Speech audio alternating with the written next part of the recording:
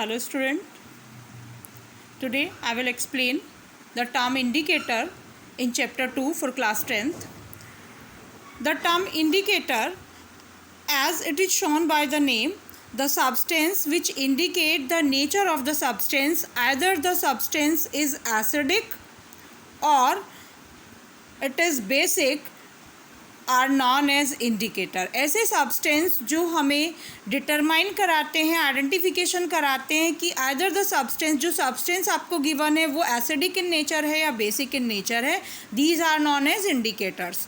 Okay, आपने कभी कभी बेटा देखा होगा, जैसे आपके किसी कपड़े के ऊपर टर्मरिक का कोई स्पॉट लग गया, हल्दी का कोई दाग लग गया. ठीक है, आपको मैं प्रैक्टिकली बता रही हूँ क्योंकि अभी ऐसा तो नहीं है कि लैब खुली हुई है. ओके, प्रैक्टिकली मैं आपको बता रही हूँ. टर्मरिक का स्पॉट आपके कपड़े के ऊपर लग गया है, आप उसके ऊपर अगर लेमन अप्लाई कर रहे हैं, टर्मरिक के ऊपर अगर आप लेमन अप्लाई कर रहे हैं तो लेमन में आप देखते हैं कि कलर फेड हो जाता है. बट अगर आप उसके ऊपर सौंफ अप्लाई कर रहे हैं तो वो कलर और डार्क हो जाएगा, because lemon show acidic nature and सौंफ शो बेसिक नेचर. मतलब टर्मरिक एसिडिक नेचर में अलग कलर दे रही है, बेसिक नेचर में अलग कलर दे रही है. That means turmeric indicate the lemon is acidic while सौंफ इज बेसिक. मीन्स टर्मरिक यहाँ एक इंडिकेटर की तरह से बिहेव कर रही है. Okay, now the indicator term. Indicator means those substance which indicate either the substance is acidic or basic. According to this, there are various mode of categorization of indicator. First of all, we categorize indicator as on the behave of color. Means कुछ ऐसे indicators होते हैं जिनका acidic medium में colour कुछ और आता है, बेसिक मीडियम में कलर कुछ और आता है. Clear? For example here phenolphthalein, I have taken phenolphthalein. Phenolphthalein in acid, phenolphthalein colorless हो जाती है, while in the presence of base it give pink color. That means it give the different color in acidic or basic medium. Second example, here I have taken methyl orange. In acidic medium methyl orange give the pink color, while in basic medium it give the yellow orange color. Okay, litmus paper or litmus solution, litmus in acidic solution give the red color, while in basic solution give the blue color. These are those indicator which indicate or determine the acidic or basic nature on the behalf of the change of color in the medium. Okay, next type of indicator are olfactory indicators. Olfactory indicators are those indicator which identify the nature of acid and base on the behalf of their order. For example मैं यहाँ onion की बात कर रही हूँ. Onion में आप देखेंगे बेटा कि एसिडिक मीडियम में ऑनियन का स्मेल कम हो जाता है, but in the basic medium onion का स्मेल इंक्रीज हो जाता है.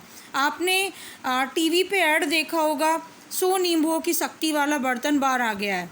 ओके, तो वहाँ पर आप क्या देखते हैं कि नींबू मतलब, अभी मैंने बताया नींबू मतलब लेमन. लेमन मीन्स यहाँ सिट्रिक एसिड की मैं बात कर रही हूँ. This is an organic acid.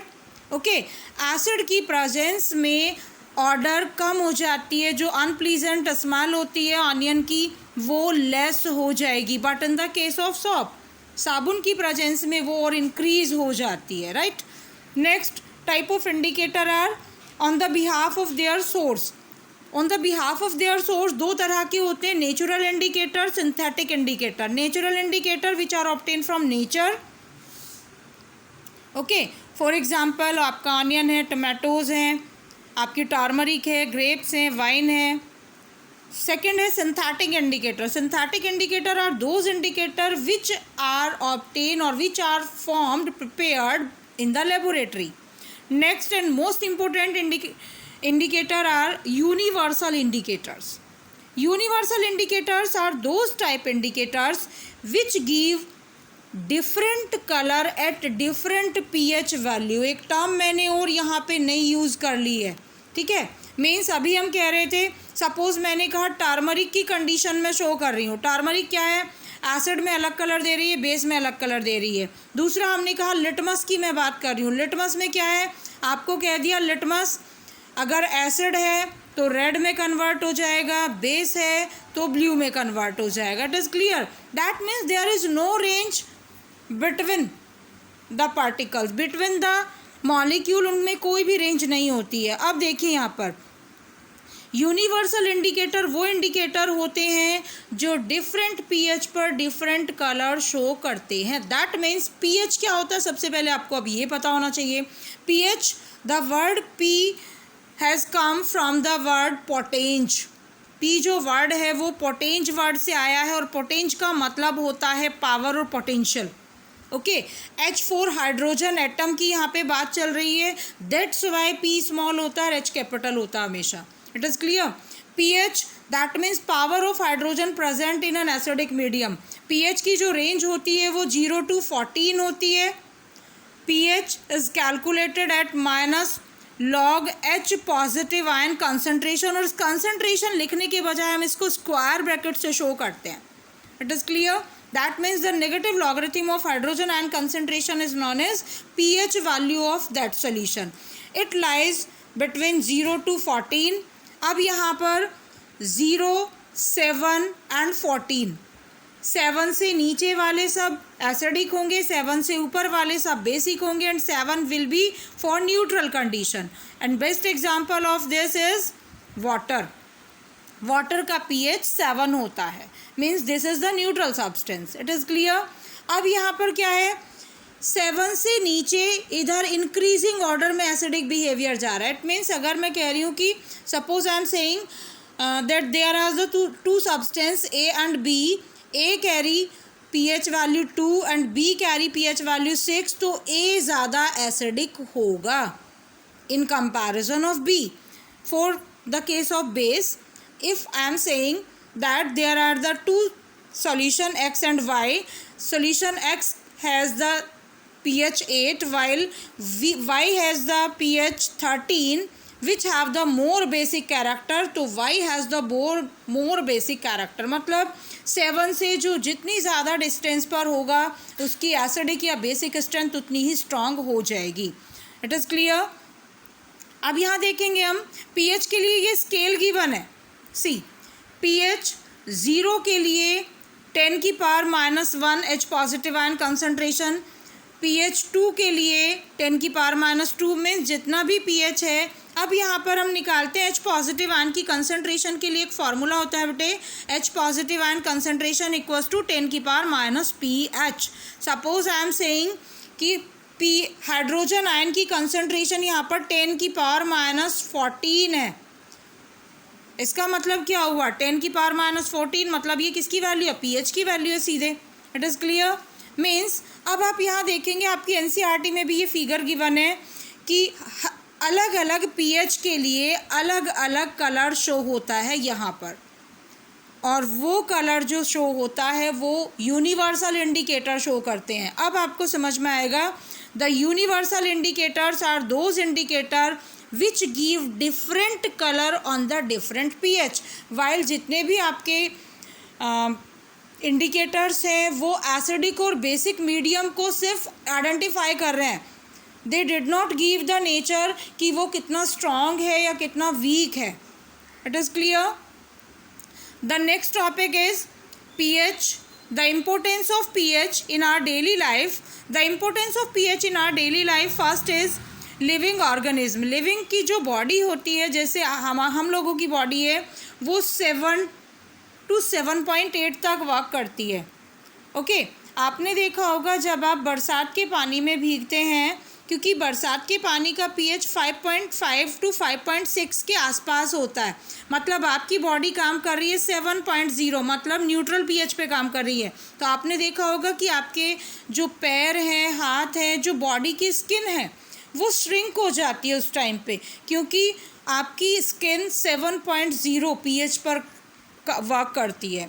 Okay, slightly acidic और बेसिक आपका चल जाता है, but in comparison of 7.0 it is very less. It is clear. Next है आपका प्लांट के लिए भी pH ना तो अल्कलाइन ना तो एसिडिक होना चाहिए, ना ही बेसिक होना चाहिए, नॉर्मल होना चाहिए. And digestive system. Digestive system आप पढ़ते हैं बायो के अंदर. डाइजेस्टिव सिस्टम में आप पढ़ते हैं कि स्टमक के अंदर आपके स्टमक के अंदर 3 चीज़ें सिक्रेट होती हैं, HCl, pepsin and mucus. Okay, HCl acidic nature show कर रहा है, गैस्ट्रिक जूस की बात मैं कर रही हूँ यहाँ पर। पैप्सिन जो आपको एंजाइम है जो प्रोटीन को डाइजेस्ट करता है। Mucus it show the alkaline nature जो कि आपके स्टमक की वॉल को प्रोटेक्ट करता है HCl के एक्शन से। It is clear. नेक्स्ट है आपका एंटासिड। एंटासिड सबसे पहले आपका है कि स्टमक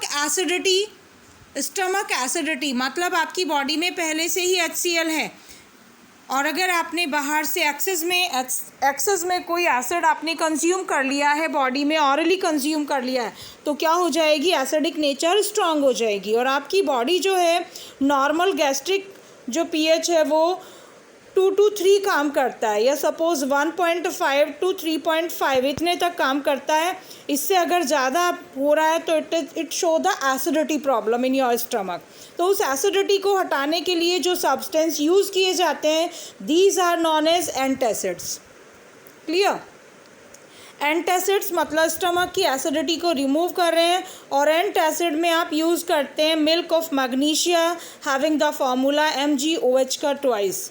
नॉर्मली हम घर में यूज़ कर लेते हैं NaHCO3, it is baking powder, ये भी बेसिक इन नेचर होता है। रीज़न क्या है, जितने भी एसिड होते हैं अगर उनके ऊपर बेस से रिएक्शन कराई जाए, they will get neutralization reaction, वो एक दूसरे को टाइट्रेट कर देते हैं, ख़त्म कर देते हैं। It is clear. Normal pH saliva का जो होता है वो 6.2 to 7.6 होता है, लेकिन और ये यहाँ पर क्या है कि खाने से पहले आपके मुंह का pH कुछ और होगा, खाने के बाद आपके मुंह का pH कुछ और होगा। बट अगर कैविटी हो रही है, टूथ कैविटी हो रही है या फिर टूथ प्लेग हो रहा है, तो उस कंडीशन में जो pH है वो 5 पॉइंट समथिंग चली जाती है, जो कि आपकी टूथ इनेमल जो फॉर्म होती है कैल्शियम फॉस्फेट से, उसको डीके कर देता है, जिससे कि आपकी टूथ कैविटी की प्रॉब्लम और इंक्रीज़ हो जाती है। मींस यहाँ पर आप ये समझ गए होंगे कि आपकी जितने भी लिविंग थिंग्स हैं, चाहे वो एनिमल्स हैं या प्लांट्स हैं, उनका लाइफ स्केड्यूल या लाइफ पूरा प्रोसेस कह दीजिए डिपेंड करता है pH वैल्यू के ऊपर। मीन्स हर कोई प्लांट या कोई भी एनिमल जो है वो एक डेफिनेट pH के ऊपर वर्क करते हैं। Okay student, now your topic has been completed. In next video we will discuss the chemical properties of acid and base. Okay student, have a nice day.